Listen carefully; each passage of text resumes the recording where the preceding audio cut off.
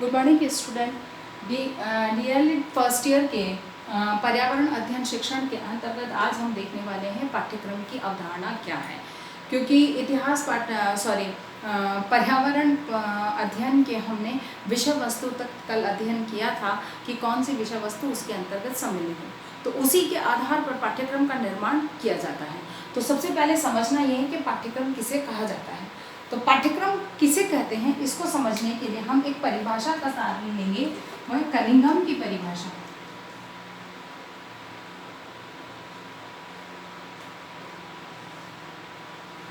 Cunningham के अनुसार पाठ्यक्रम कलाकार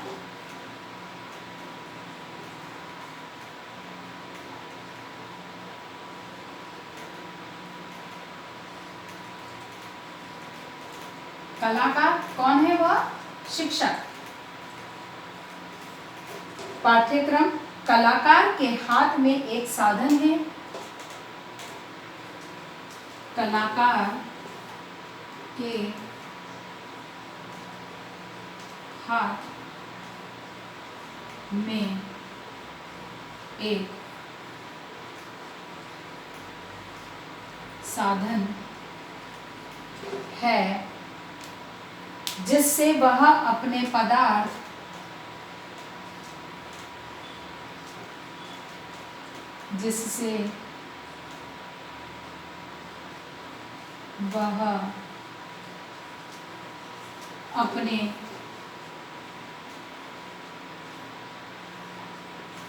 कौन है?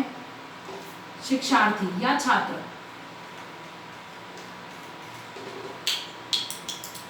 अपने पदार्थ को अपने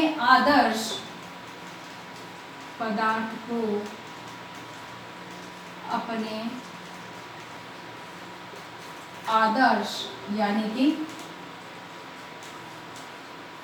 उद्देश्य के अनुसार अपने कलाग्रह के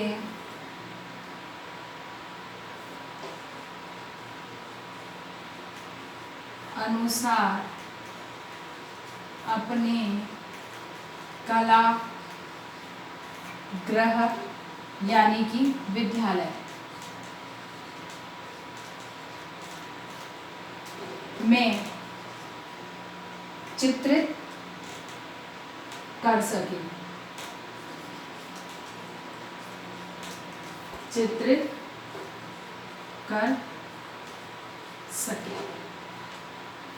कनिंघम की अगर इस परिभाषा को देखें तो ये बहुत ही अच्छी और बड़ी प्रभावी परिभाषा है कि इसके अनुसार उन्होंने पाठ्यक्रम क्या है उसके बारे में स्पष्ट किया है कि पाठ्यक्रम क्या है?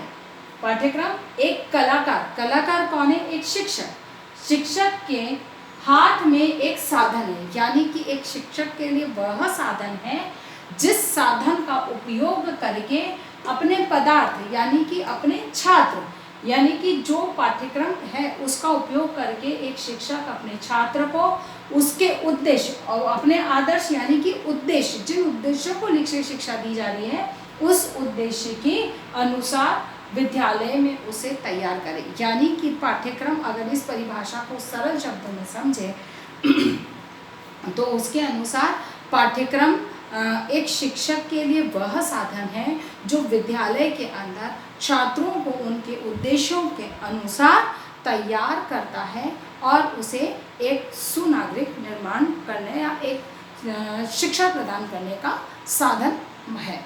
अर्थात कि पाठ्यक्रम एक शिक्षक के लिए एक साधन है जिससे कि वह अपने छात्रों को तैयार करता है। अब पाठ्यक्रम, जब हम इस बात के पाठ्यक्रम की बात हमको समझ में आई कि पाठ्यक्रम क्या है, जो कि एक बालक को शिक्षित करने का एक शिक्षक के लिए साधन है, तो उसकी विशेषताएं क्या होनी चाहिए? विशेषताएं क्या है?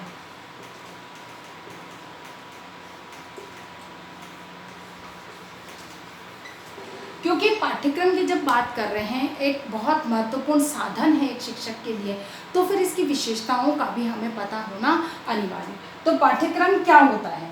पहला है मानवीय संबंधों का अध्ययन, यानी कि पर्यावरण का पाठ्यक्रम की विशेषताएं क्या होनी चाहिए। सामान्य पाठ्यक्रम की बात नहीं कर रहे हैं हम, पर्यावरण अध्ययन के जो पाठ्यक्रम है उसकी विशेषताएं क्या होनी चाहिए। तो सबसे पहला है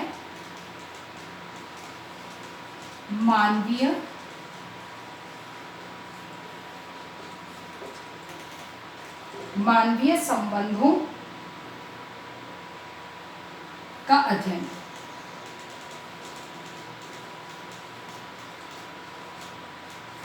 यानी कि पर्यावरण विषय का जो पाठ्यक्रम है उसकी पहली विशेषता है जिसके अंतर्गत मानवीय संबंधों का अध्ययन किया जाता है, यानी कि इसके अंतर्गत मानवीय संबंधों से संबंधित विषय वस्तु को संकलित किया जाता है। दूसरी बात इसके अंतर्गत है वह है प्राकृतिक विज्ञान तथा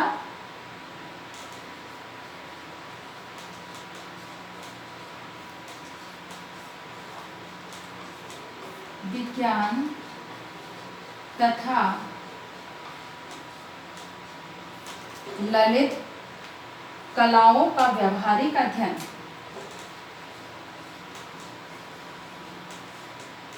कलाओं का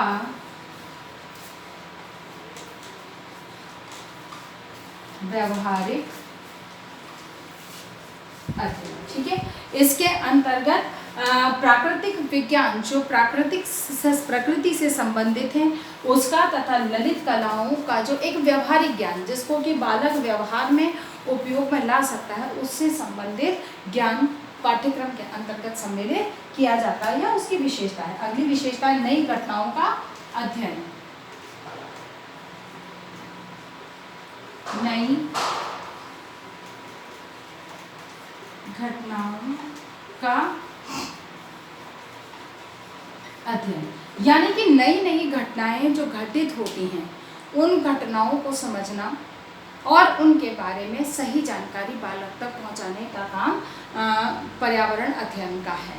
क्योंकि नवीन घटनाएं क्योंकि प्रकृति है और प्रकृति में निरंतर रूप से जो एक प्राकृतिक वातावरण है उसमें निरंतर रूप से चाहे मानवीय संबंधों को लेकर हो, चाहे प्राकृतिक हो, चाहे भौतिक हो, सामाजिक हो, किसी भी तरह से उनमें निरंतर रूप से कुछ न कुछ घटनाएं घटित होती रहती हैं। तो ये घटनाएं क्या हैं और इनका प्रभाव कैसे पड़ता है, इनके क्या परिणाम निकल कर आते हैं, इन सभी को समझने के लिए पर्यावरण अध्ययन विषय में विषय वस्तु को संकलित किया जाता है। और अंतिम बात जो आती है अंतर्राष्ट्रीय भावना।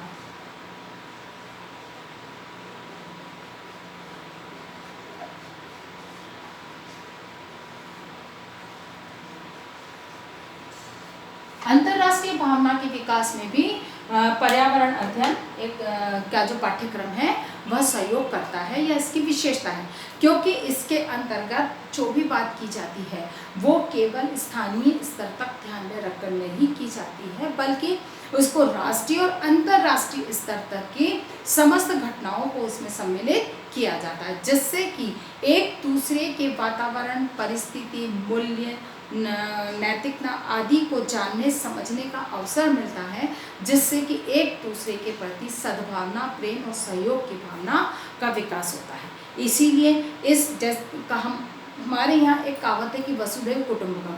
हम इस कल्पना को हम कब साकार कर पाएंगे, जब अंतर्राष्ट्रीय सद्भावना का विकास होगा, और इसी भावना के विकास में पर्यावरण अध्ययन सहयोग करता है या उसकी विशेषता है। अब बात आती है पाठ्यक्रम के निर्माण के सिद्धांत।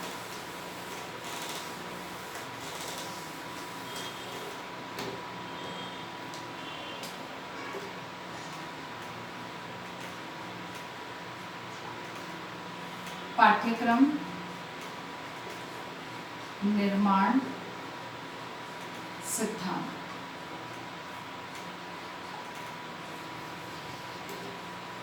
किसी भी पाठ्यक्रम का निर्माण किन सिद्धांतों पर आधारित होना चाहिए। तो सबसे पहली बात है अनुभव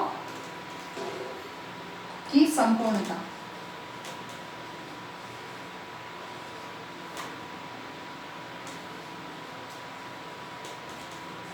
यानी कि कोई भी पाठ्यक्रम जब बनाया जाता है तो या पर्यावरण अध्ययन के पाठ्यक्रम की बात आती है तो इसका पहला सिद्धांत है कि उसमें बालक को अनुभव प्राप्त हो, यानी कि उसे स्वयं कार्य करके और अनुभव प्राप्त करने के अवसर मिले। पाठ्यक्रम उस आधार पर होना चाहिए। फिर व्यक्तिगत भिन्नताओं,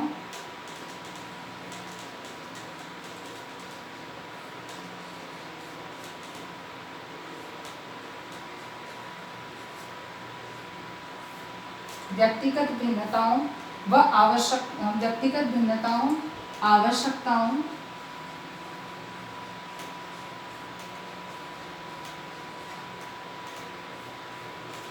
व रुचि आधारित।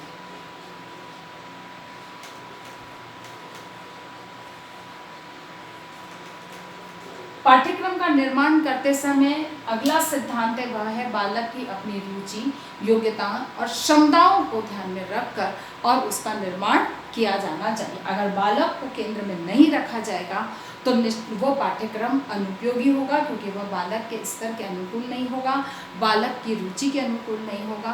तो ऐसे में वह पाठ्यक्रम निरर्थक या व्यर्थ हो जाता है। इसीलिए आवश्यक है कि पाठ्यक्रम का निर्माण करते समय बालकों की रुचि, योग्यता और क्षमताओं का ध्यान में रखा जाए। अगली बात है अवकाश के समय का, अवकाश के समय का सदुपयोग, कि बालक जब खाली है तो उस समय अपने समय का कैसे उपयोग कर सकता है, उसके समस्त क्रियाएं उसमें सम्मिलित होनी चाहिए। जैसे हमने किसी प्राकृतिक घटना के बारे में बताया कि वहाँ पर अमुक प्रकार से घटना घटित हुई, तो बालक अपने खाली समय में उस स्थान का भ्रमण करेगा, उससे संबंधित जानकारी को हासिल करेगा। तो कहने का मतलब कि उसमें वे समस्त क्रिया या समस्त अवसर उपलब्ध होने चाहिए जिसमें कि बालक अपने खाली समय का उपयोग कर सके। उसके बाद है सामुदायिक जीवन से समायोजन।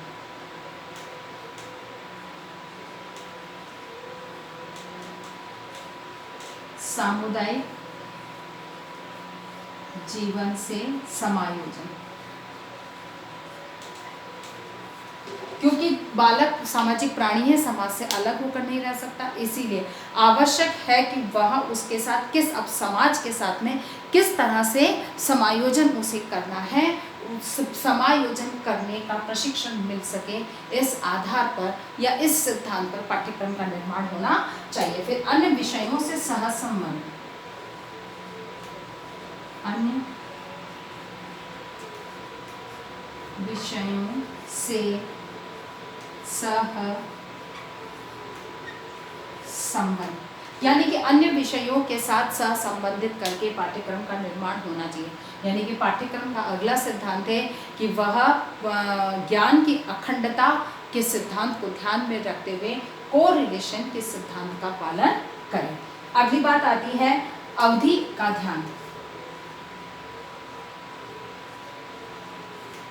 अवधि का ध्यान, अवधि का ध्यान से मतलब क्या हो गया कि पाठ्यक्रम का निर्माण करते समय इस बात का ध्यान में रखा जाए कि एक निश्चित समय सीमा के अंदर वो आसानी से पूर्ण हो जाए, अनावश्यक रूप से दबाव न पड़े या समय से पहले पूर्ण होने में एक तरह से कहा जाए कि खालीपन आ जाता है जो कि बालक का समय व्यर्थ करता है। इसीलिए पाठ्यक्रम का निर्माण इस तरह से करना चाहिए कि निश्चित समय सीमा के अंदर वह सरलतापूर्वक बिना किसी तनाव के आसानी से पूर्ण किया जा सके।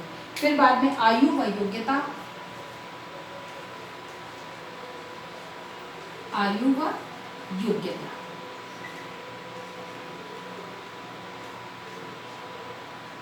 ठीक है।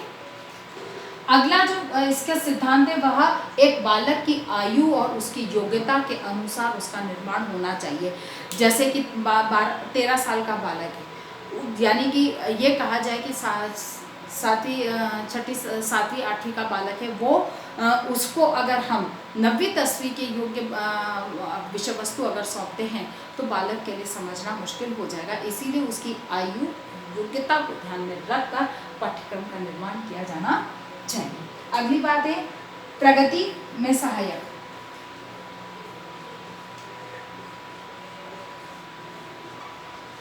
प्रगति में सहायक। यानी कि पाठ्यक्रम का अगला सिद्धांत है कि पाठ्यक्रम इस तरह से निर्मित होना चाहिए कि वह बालक की प्रगति में सहायक हो, उसे आगे बढ़ने के समस्त अवसर उसे मिल सके या उसका ज्ञान जो उसे आवश्यक है वह ज्ञान उसको उपलब्ध कराया जा सके। फिर व्यवहारिक उपयोगिता।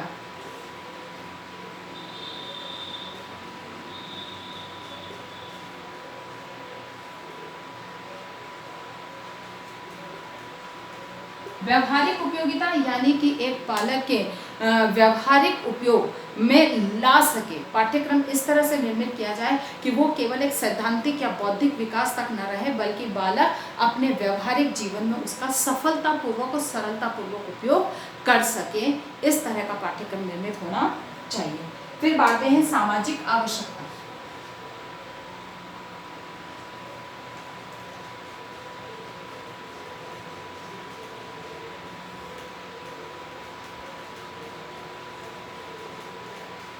यानी कि पाठ्यक्रम के माध्यम से एक बालक की जितनी भी सामाजिक आवश्यकताएं हैं उनकी पूर्ति हो सके। यानी कि समाज का सामाजिक प्राणी के रूप में उसमें क्या गुण होने चाहिए, क्या दायित्व होने चाहिए, दायित्व का निर्वाह कैसे होना चाहिए, इन सब की जानकारी या उनके लिए बालक को प्रशिक्षण प्राप्त हो सके। यानी कि पाठ्यक्रम ऐसा हो जो बालक को एक समाज और समाज के क्या दायित्व होते हैं, उन दायित्वों को बालक को कैसे निर्वाह करना चाहिए, इसका अच्छी जानकारी उसे उपलब्ध करा सके। अगली बात है क्रियात्मकता।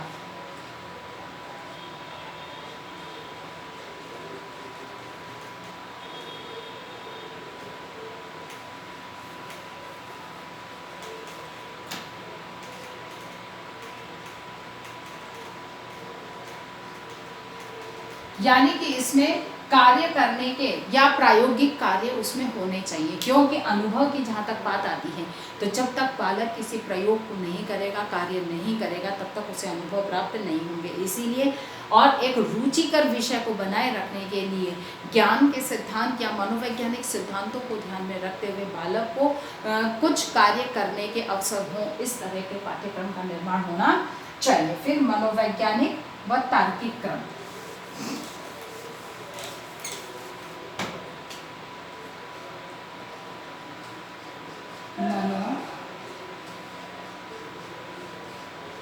मनोवैज्ञानिक व तार्किक क्रम। यानी कि पाठ्यक्रम मनोवैज्ञानिक सिद्धांतों पर आधारित होना चाहिए। सरल से कठिन, ज्ञात से अज्ञात, बालक की रुचि, योग्यता से क्षमताओं जैसे सिद्धांतों को ध्यान में रखकर और उसके अंतर्गत तार्किक क्रम निर्धारित होने चाहिए। यानी कि बालक को तर्क करने के, चिंतन क्षमताओं के विकास के सभी अवसर वहाँ पर उपस्थित होने चाहिए, वही पाठ्यक्रम श्रेष्ठ होता है। फिर बाद में अगली बात आती है बाल केंद्रित। पाठ्यक्रम बाल केंद्रित होना चाहिए, शिक्षक केंद्रित ना हो, बालक की अपनी क्षमताओं के अनुकूल पाठ्यक्रम होना चाहिए। और अंतिम बात है लचीलापन। अब विषय वस्तु नहीं बदली जा सकती है, लेकिन उसको पढ़ाने या उसको सिखाने के तरीकों में परिवर्तन किया जा सकता है, अर्थात उसमें ये लचीलापन होना चाहिए। पाठ्यक्रम इन्हीं सिद्धांतों पर आधारित होना चाहिए, तभी वह एक पाठ्यक्रम श्रेष्ठ माना जाता है। अन्यथा वह जिन आवश्यकताओं या जिन उद्देश्यों को लेकर बनाया जाता है वह उद्देश्य पूर्ण नहीं हो पाते। आशा करती हूँ कि मेरी आज की बात आपको समझ में आई होगी। उसी आधार पर पाठ्यक्रम का अवधारणा को स्पष्ट करते हुए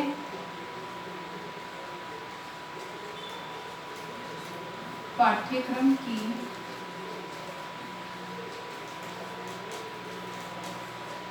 को स्पष्ट करते हुए उसकी